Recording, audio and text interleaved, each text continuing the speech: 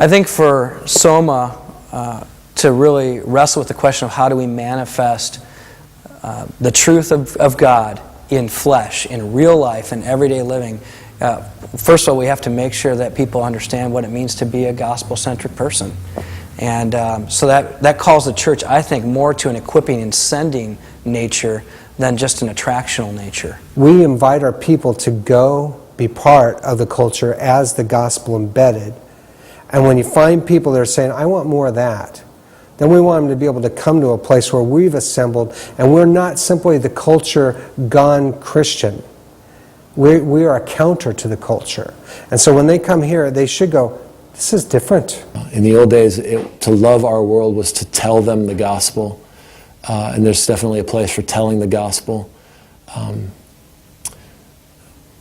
But it was sort of more like you just kind of flew over it 30,000 feet and dropped leaflets and hoped that they responded. And I think we're trying to be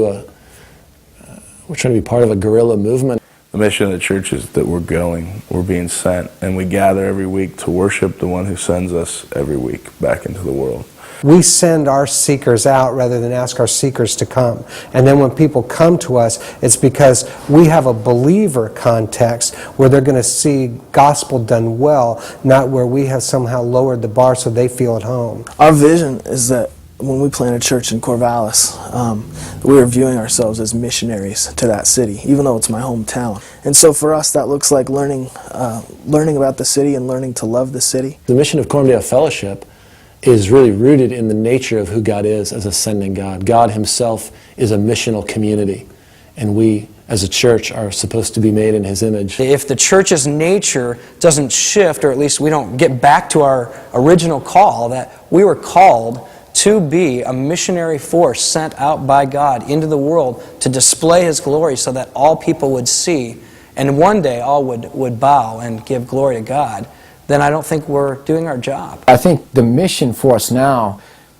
is we got to be sent, and we got to be focused outward. And so at Antioch Church, it's nothing too complex, but we've simply taken the verse where Jesus said, go to Jerusalem, Judea, Samaria, and then the ends of the world. I really believe that we live in a culture nowadays that is not longing for more people to tell them what to believe, but wants to have somebody who lives such a compelling life that they have a cause to ask them why they live that way. We have to unleash people into mission.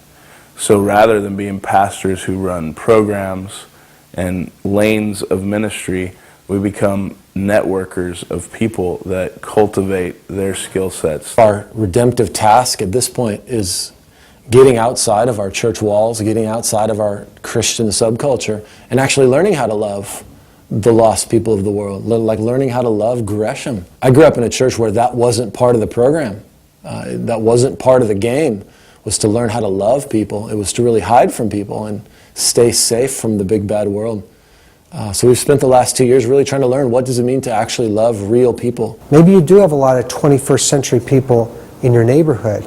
And the biggest thing that your 20th century people can do is be willing to say, we are willing to take on that culture to be missionaries. Yeah, I think the look for the 21st century is getting away from the idea that we measure effectiveness of a church by how many butts are in seats, how many dollars we have in our budget, and how many buildings we say belong to the church. I think really the effectiveness of the church will be measured by how many people are being changed, how many lives are being sent out on mission, and how many people are being reached because people are living on mission in their community, not because of a number of people that attend a service. How do you think Jesus got guys ready? He didn't put them in a room and teach them more.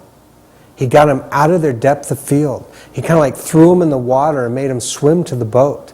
And when you start thinking about how do I make the people in my church disciples, it's by throwing them into ministry, not throwing them into class. For us in Tacoma, that means I have to then say, okay, what does it look like for me to help people live in this city? It's fairly blue collar, very artistic. If we don't do something in the arts, then we probably haven't seen one of the best gospel representations of what God is like as creator in a city that highly values art. What are the people in your neighborhood doing with their lives? So for example, in West Seattle, there are more dogs than children. Okay, so for me to walk my dog on the beach, I'm going to have conversations. The the face of the church in Federal Way isn't going to be the buildings that you drive by on your way to work, or the buildings that you drive by on your way to the mall or the way to the movie theater, but it's going to be the people that you see in your living room, or the people that you see in your neighborhood, or the people that you interact with at Starbucks. Why do something like a cafe? It's because we find that the people of West Seattle feel most comfortable when they've taken off their work clothes and they started to feel relaxed. And so we didn't want a place where they felt like, what do I wear to church?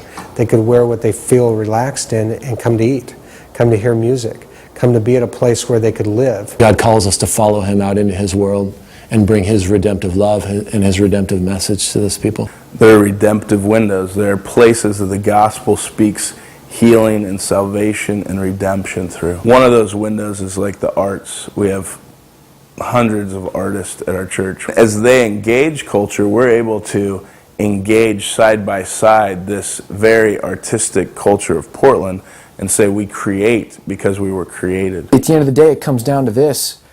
I want to be a part of a church. I don't want to just lead a church. I want to be a part of a church that's still idealistic enough to think that we can make a difference in the world. If it wasn't possible to change the world, then God wouldn't have told us to try.